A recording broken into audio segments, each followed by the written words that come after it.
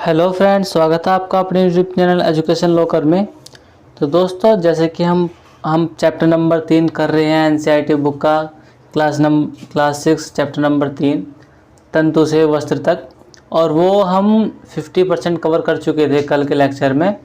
आज हमने गाड़ी को कल जहाँ ब्रेक किया था वहीं से स्टार्ट करेंगे। हम कल पढ़ चुके थे पादप तंतु, रुई, जूट, पटसन के बारे में पढ़ चुके थे।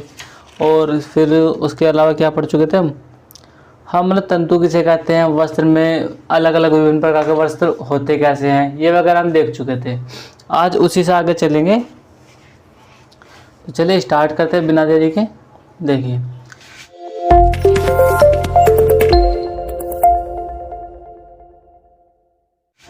सूती धागे की कताई।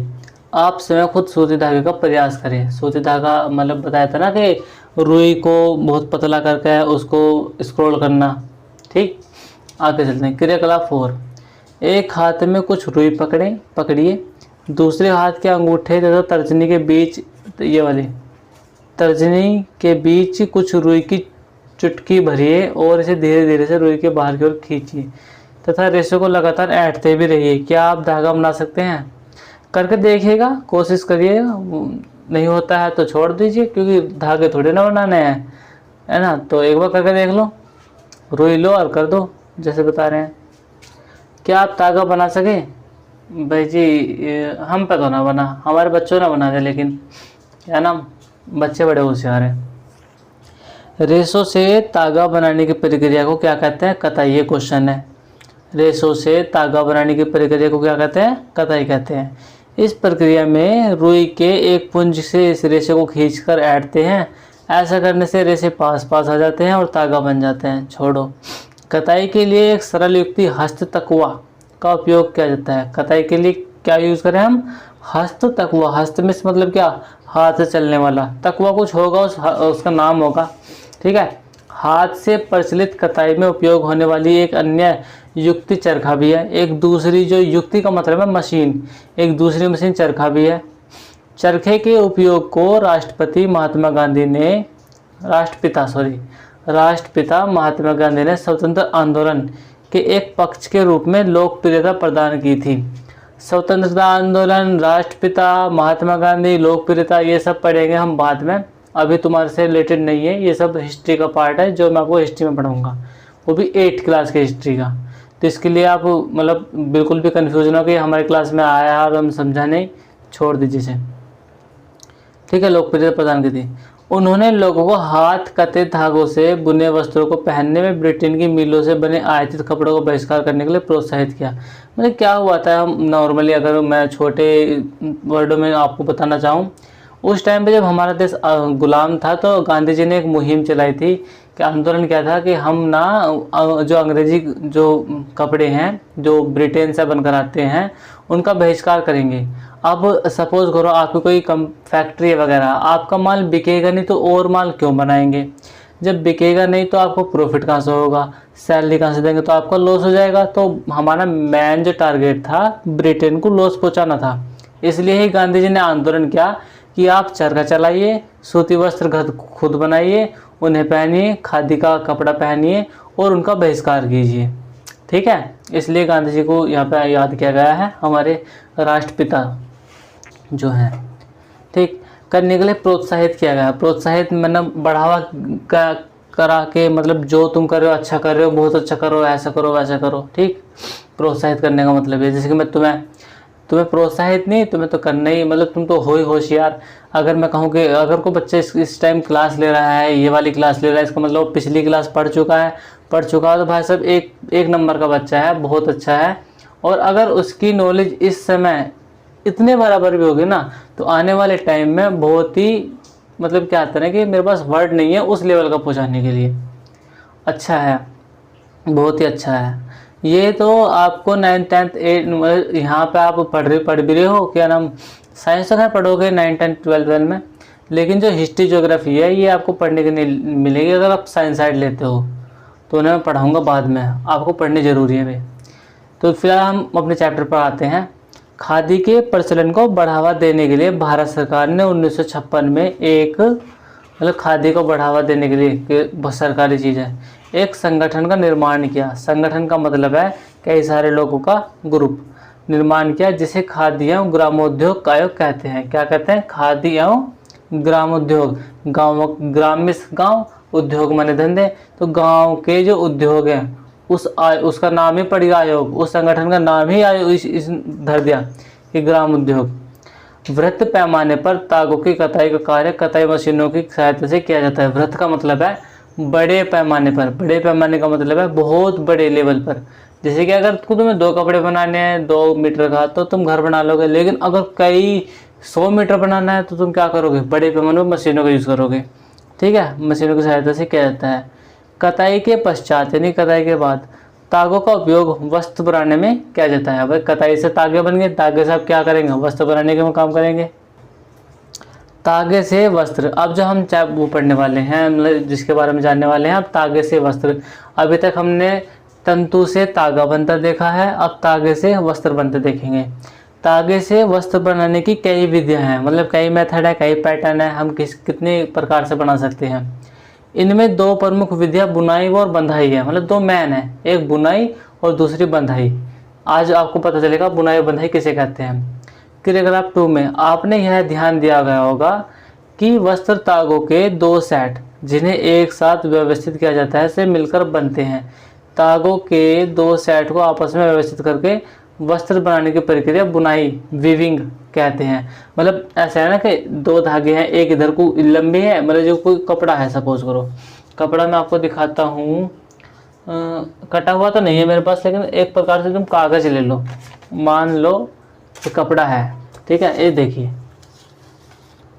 ये है, ये कपड़ा है, ठीक है। ये अब आप क्या देख पा रहे हो, कुछ धागे इस तरीके से और कुछ धागे इस तरीके से, तो 2 धागों का क्या हो रहा, इनका जॉइंटेशन हो रहा अलग अलग मेथड से, है ना। देखिए वो जो एक धागा निकालने वाली प्रक्रिया थी वो भी देखिए मैंने आपके सामने कर दी, ये निकल गई। ये धागे हैं और इन धागों को भी अगर तुम देखोगे ना खोल के, ये तंतु से मिलकर बने हैं, ठीक है। तो यह 2 धागे का आपस में इस तरीके से संयोजित होना क्या है, उसे कहते हैं बुनाई। अभी ऐसा तो है ना कि एक धागा उधर दिया, उसके नीचे नीचे सारे धागे, एक धागे को ऊपर इस तरीके से नहीं हो रहा कि इधर फिर नीचे को फिर ऊपर को, फिर नीचे को फिर ऊपर को, फिर नीचे को फिर ऊपर को, इस तरीके से धागे इसको। तो एक क्या कह रहे हैं कि 2 धागों का वस्त्र तागों के 2 सेट जिन्हें एक साथ व्यवस्थित किया जाता है से मिलकर बनते हैं। तागों के 2 सेट को आपस में व्यवस्थित करके, तागों के 2 सेट को आपस में व्यवस्थित यानी कि मेंटेन करके वस्त्र बनाने की प्रक्रिया को बुनाई कहते हैं या विविंग कहते हैं। देखिए बुनाई की जगह पर अगर विविंग यूज़ कर देगा और आपको याद नहीं हो तो भी क्वेश्चन गलत हो जाएगा। तो दोनों वर्ड याद करने हैं, बुनाई और विविंग एक ही है। आइए कागज़ की कुछ पत्तियों को बुनने का प्रयास करें। बिल्कुल सेम, बीजना देखा, बीजना देखा होगा, तो बीजने की पत्ती बिल्कुल सेम इसी तरीके से, जैसे खाट बुनता है ना, एक ऊपर को एक नीचे को, एक ऊपर को एक नीचे को, एक ऊपर को नीचे को, इस तरीके से। तो अब फिर वो धागे बिल्कुल सीधे रहते हैं, करते हैं। देखिए विभिन्न रंगों की 2 कागज़ की शीट लीजिए, दोनों में मतलब क्या है ना, छोटी छोटी पट्टी काट लो सारी की सारी, ठीक है। कुछ सीधी रहने दो, कुछ काट लो। अब करने क्या है, देखिए ये है, ये कागज़ है, ठीक, इसको काट लिया।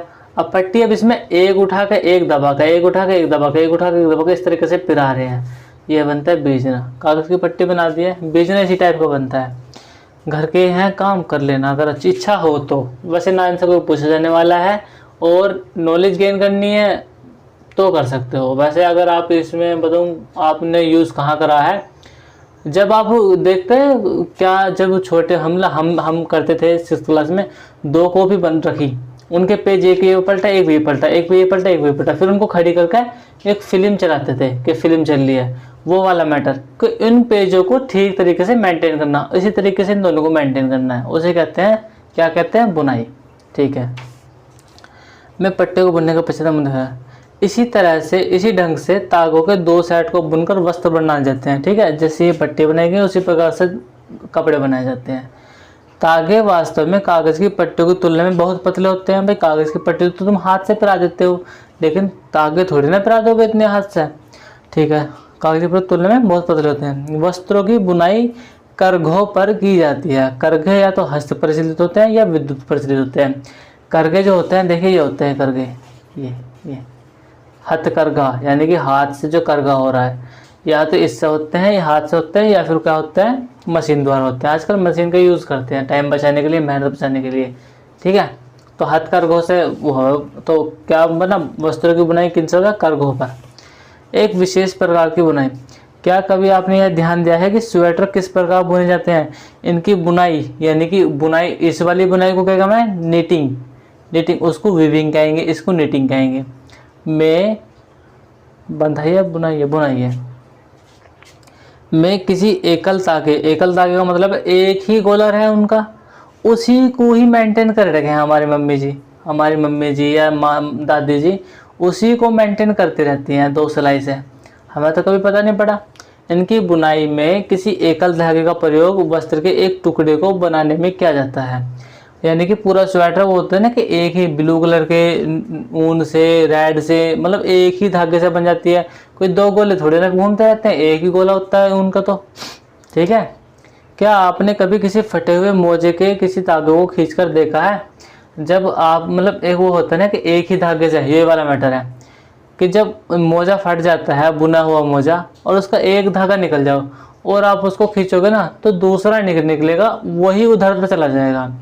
वो एक धागा ही पूरे मोजे को उधेड़ देगा, क्योंकि वो जब बुना गया था वो खुद एकल धागे से बनाया गया था। अगर 2 धागे आपस में मेंटेन करके बनते तो 2 धागे निकालने पड़ते। अब वो एक ही धागा पूरे से बना हुआ है तो एक ही धागा उसको उधेड़ने में कामयाब है। तो मोजे को किसी धागे को खींचकर देखिए, जब आप ऐसा करते हैं तो क्या होता है, एकल धागा लगातार खींचता चला जाता है और वस्त्र उधरता चला जाता है। मोजे और बहुत सी अन्य पहनने की वस्तुएं ऐसी बुनाई द्वारा बने वस्त्रों से बनाई जाती हैं। जुराबें ऊनी की, छोटे बच्चों की बनाते हैं ना ऊन की जुराबें, तो देखिए गोला भी एक है, एकल धागे से बुनाई, स्वेटर की बुनाई, ठीक है। इस प्रकार की बुनाई हाथों से तथा मशीनों द्वारा भी की जाती है। हाथों से भी हो रही है, मशीन से भी हो रही है आजकल। दोनों प्रकार की बुनाई का उपयोग विभिन्न प्रकार के वस्त्रों के निर्माण में किया जाता है। पिछली प्रकार की बुनाई देखी, वो धागों का मेंटेनेंस करना था 2 धागों से, यहाँ एक ही धागे का वो यूज़ कर रहे हैं। तो दोनों प्रकार की बुनाई क्या है, किसी न किसी तरीके के वस्त्र बनाने में, कपड़े बनाने में प्रयोग हुए हैं। इन वस्त्रों का उपयोग पहनने की विविध वस्तुओं को बनाने हेतु होता है। इनका यूज़ कहाँ पर होगा, कपड़ों का, पहनने में तो होगा। चलिए आगे चलते हैं। पहेली यह जानना चाहती है कि क्या आपने नारियल के बाहरी खोल के तंतुओं से बने किसी वस्त्र को देखा है। इन तंतुओं का सामान्यतः किन कार्यों में उपयोग कहता है। हम जो नारियल का खोल होता है उसके बाहर जो तूड़ या तंतु होते हैं उसका यूज़ करते हैं हम किसी बोरी वगैरह में, बोरी में हुआ खासकर यूज़ उसका, ठीक है। तो हम करते हैं उसका ज़्यादा यूज़ बोरी बनाने में। आगे चलते हैं 3.6 वस्त्र सामग्री का इतिहास देखिए, इतिहास वर्ड से, जहाँ इतिहास वर्ड है इसका मतलब है कि हम इस चीज़ के पीछे के बारे में पढ़ने वाले हैं। अब मैं यदि आपसे कहूँ कि आपका इतिहास, तो मैं आज से लेके आपने जो भी कुछ भी किया, आपने जो कुछ भी हुआ, सब कुछ आपके पीछे का पढ़ने वाला हूँ। इतिहास का मतलब ही होता है पीछे के बारे में जानना, ठीक है। तो वस्त्र सामग्री का मतलब है वे चीज़ जिनसे वस्त्र बनते हैं। वस्त्र को बनाने के लिए जो यूज में हम लाते हैं उन्हें कहते हैं सामग्री। और चूँकि वस्त्र बनाने में करें तो वस्त्र सामग्री, अगर मैं घर बनाने में करूँ तो घर सामग्री में क्या आ जाएगा, सीमेंट, रोड़ी, बजरपुर, डस्ट, रेत, ईंट वगैरह, ये सब घर सामग्री होगी। तो वस्त्र सामग्री में तो धागे, तंतु वगैरह आएंगे, ठीक है। इनका इतिहास ये हम पिछले समय से कहाँ से यूज़ होते हैं, स्टार्ट हुए हैं। पहले तो पेड़ों की छाल पहनते थे आदि मानव, उन पर वस्त्र बनाने कहाँ से आए, कैसे स्टार्ट हुए, हम उसके बारे में जानने वाले हैं। क्या आपने कभी जानने का प्रयास किया है कि प्राचीन काल का मतलब समय, प्राचीन में पुराना, तो पुराने समय में लोग पहनने के लिए किस सामग्री का उपयोग करते थे, मतलब किस चीज़ का, आम भाषा में कहूँ तो किस चीज़ का प्रयोग करते थे वे।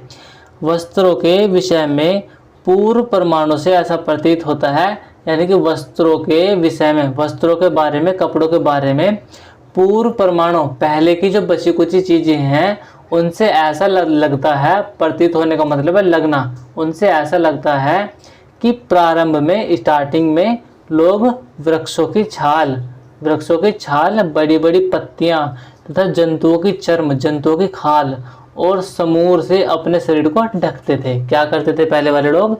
वृक्ष की छाल पहनते थे, बड़े बड़े पत्ते ढकते थे, या जंगली जानवरों की खाल वगैरह पहनते थे। कृषि समुदाय, अच्छा अभी यही हो गया, हाँ। कृषि समुदाय में बसना आरंभ करने के पश्चात, मतलब पहले जब क्या होते थे, वे जंगलों में रहते थे, उन्हें कोई मतलब नहीं था खेती बाड़ी से, उनको पता ही नहीं थी।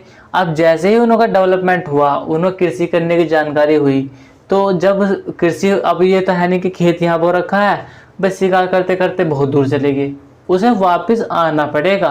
पहले ना आते थे, पहले जहाँ जा रहे जान दो। अब क्या है, अब अपनी स्टेबल स्थिति होगी भाई, जहाँ पर खेत है उसकी देख रेख अपनी जिम्मेदारी होगी। तो जब खेती बाड़ी करना स्टार्ट हुआ सॉरी दोस्तों, जब खेती बाड़ी करना स्टार्ट हुआ, तब इन्हों का एक जगह रहना भी स्टार्ट हुआ, वहीं पे झोपड़पट्टी में। तो ये क्या करते थे, जब कृषि समुदाय में बसना आरंभ करने के पश्चात, यानी कि जब स्टार्टिंग हो गए बसने, लोगों ने पतली पतली टहनियाँ तथा घास को बुनकर चटाई तथा डालियाँ, टोकरी जो कहते हैं, बनाना सीख लिया। पतली पतली टहनियों से चटाई बनानी सीख ली। लताओं का मतलब है जो बेल होती हैं, बेल, जंतुओं की ऊन तथा बालों को आपस में ऐंठन दे देकर लंबी लड़ियाँ बनाई। किन किन से? लताओं को ऐंठ ऐंठ कर इनको बुनकर वस्त्र तैयार किए गए। पूर्व में, यानी कि पहला में भारतवासी जो है, भारतवासी रुई से बने वस्त्र पहनते थे, ठीक है, जो गंगा नदी के निकटवर्ती क्षेत्र में उगाई जाती थी। गंगा नदी के पास का जो क्षेत्र है वहाँ पे रुई उगाई जाती थी, तो वहाँ पे भी पहनते थे। फ्लैक्स भी एक पादप है जिससे प्राकृतिक तंतु प्राप्त होता है। फ्लैक्स जैसे कि हमारा जूट है, रुई है, पटसन है, रेशम है, ये सब वगैरह पेड़ पौधों से तो प्राप्त होते हैं। तो इसी प्रकार से फ्लैक्स भी एक ऐसी ही है जो पेड़ से प्राप्त होता है, पादप से प्राप्त होता है। तो क्या कहलाएगा? प्राकृतिक तंतु है, तो वो भी प्राकृतिक तंतु है। प्राचीन मिस्र, देखें देश है एक, मिस्र का नाम इजिप्ट कहते हैं इंग्लिश में।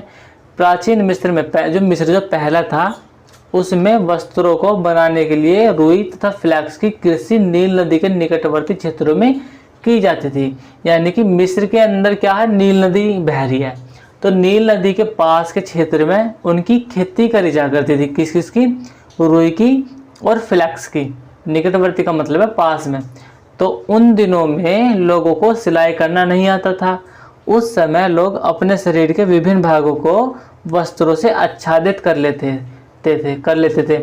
मतलब उस समय पर लोगों को बुनाई करना तो आता नहीं था, सिलाई करना। तो अब क्या करते थे उस समय, वे विभिन्न अंगों को, मतलब अपने चेस्ट को, हाथ को वगैरह को, जो भी सिर भी ज़्यादा लगा तो सिर ढक लिया, तो उनको भी उनसे ढक लिया करते थे। आच्छादित करने का मतलब है ढक लेना। वे शरीर को आच्छादित करने के लिए कई विभिन्न ढंगों का उपयोग करते थे। शरीर को ढकने के लिए कई तरीके का उपयोग करते थे। सिलाई, ठीक है, तो कई विभिन्न ढंगों का उपयोग करते थे। सिलाई की सुई के आविष्कार के साथ, जैसे ही सुई बनानी सीखी लोगों ने, तो उसका जो आविष्कार हुआ, लोगों ने वस्त्रों की सिलाई करके कपड़े तैयार किए। अब लोगों ने क्या करा, सिलना स्टार्ट कर दिया, चौकी सुई आ चुकी थी, ठीक है। इस आविष्कार के पश्चात, यानी इस आविष्कार के बाद सिले कपड़ों में बहुत सी विभिन्नताएं आ गई। यानी कि जब सिलने लगे कपड़े, तो किसी ने कैसे सिला, किसी ने कैसे सिला, दूसरे ने और तरीके का सिला, तीसरे ने और तरीके का सिला, तो कई तरीके के कपड़े सिले गए। जिसका दिमाग चलता रहा, उन्होंने नए नए तरीके के कपड़े सिले, ठीक है, विभिन्नता आ गई। परंतु क्या यह आश्चर्यजनक बात नहीं है कि आज भी साड़ियाँ, धोतियाँ, लुंगियाँ या पगड़ियाँ का बिना सिले वस्त्रों के रूप में धारण किया जा सकता है। जिस प्रकार समस्त देश में खाए जाने वाले भोजन में अत्यधिक विविधता देखने को मिलती है, ठीक उसी प्रकार वस्त्रों या पहनने की वस्तुओं में भी अत्यधिक विविधता पाई जाती है।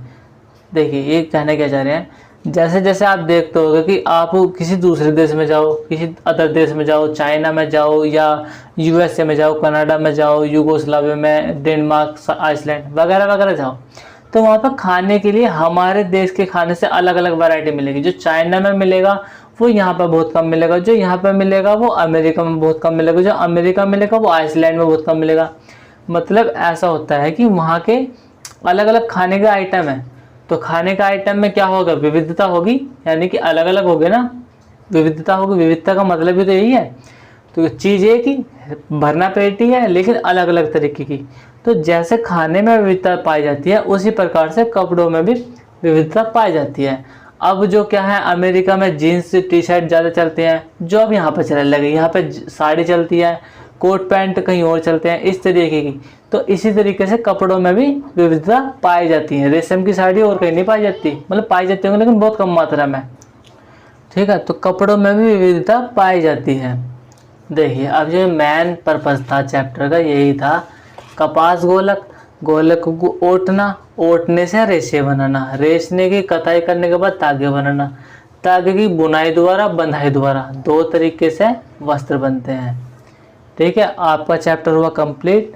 अब प्रमुख शब्द देखिए, हमने कितने कराए थे, करीब 30-35 कराए थे, और इन्होंने क्या करा, मात्र 6 शब्दों में पूरा चैप्टर खत्म कर दिया। रुई, रुई का अर्थ कपास है, वो तो हम पता ही है। वस्त्र में कपड़े हैं, तंतु जो कपड़े का छोटे से छोटा रूप है, कताई और बुनाई ये सब उनका पैटर्न है, किस तरीके से कपड़े बनाए जाते हैं। तागा, रेशों से या तंतु से मिलकर जो बनता है, तागा बनता है। अगला जो है ये आपके क्वेश्चन आंसर हैं।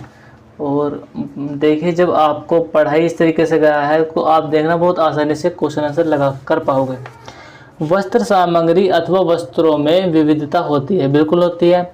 जैसे सूती, रेशमी, ऊनी, पॉलिएस्टर, ठीक है, विविधता है, अलग अलग है। वस्त्र तागों से बनते हैं, बिल्कुल बनते हैं। और तागे जिन्हें तंतुओं से बनाया जाता है, उन्हें तंतुओं से बनाया जाता है, बिल्कुल ठीक है।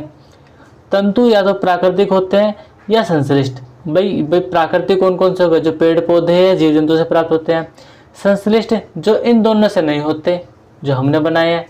रेशम, ऊन, जूट कुछ प्राकृतिक तंतु है, जबकि नायलॉन, पॉलिएस्टर और एक्रोलाइट, ये थे ना एक्रोलाइट कुछ था, कुछ एक्रोलिक शायद, ठीक है, वो क्या है, वो संश्लिष्ट तंतुओं का उदाहरण है। रुई और जूट जैसे तंतु पादपों से प्राप्त किए जाते हैं। रुई और जूट पेड़ों से तो प्राप्त होता है, ठीक है। तंतुओं से धागा बनाने की प्रक्रिया को क्या कहते हैं, कताई कहते हैं।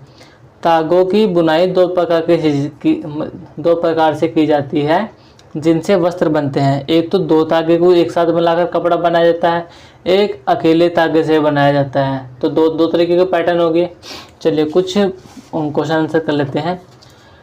निम्नलिखित तंतुओं को प्राकृतिक और संश्लिष्ट में वर्गीकृत कीजिए। मतलब प्राकृतिक जो हमने नहीं बनाए, जो भगवान ने दिए, जो जंतुओं से, पेड़ पौधों से प्राप्त हैं। तो ऊन, रुई, रेशम, पटसन, ये चारों क्या है, प्राकृतिक तंतु हैं। और नायलॉन, पॉलिएस्टर जो हमने बनाए हैं। नीचे दिए गए कथन सत्य है अथवा असत्य है, लिखिए। तंतुओं से तागा बनता है, बिल्कुल बनता है सर, ये तो हम जानते हैं। कताई वस्त्र निर्माण की एक प्रक्रिया है। कताई, देखिए अगर आपको दिखाता हूँ मैं, साथ के साथ आपको प्रूफ करा देता हूँ कताई है क्या। तंतुओं से धागा बनाने की प्रक्रिया को कताई कहते हैं। तंतु से धागा बनाने की प्रक्रिया को, धागे से वस्त्र नहीं, तंतु से धागा, तंतु से धागा बनाने की, यानी कि पहला स्टेप क्या है, कताई करना। तो ये क्या कह रहे हैं, ये कह रहे हैं वस्त्र निर्माण की प्रक्रिया, गलत। तंतु निर्माण की प्रक्रिया है, वो सॉरी धागा निर्माण की प्रक्रिया है कताई, ठीक है। जूट नारियल का बाहरी आवरण होता है। जूट,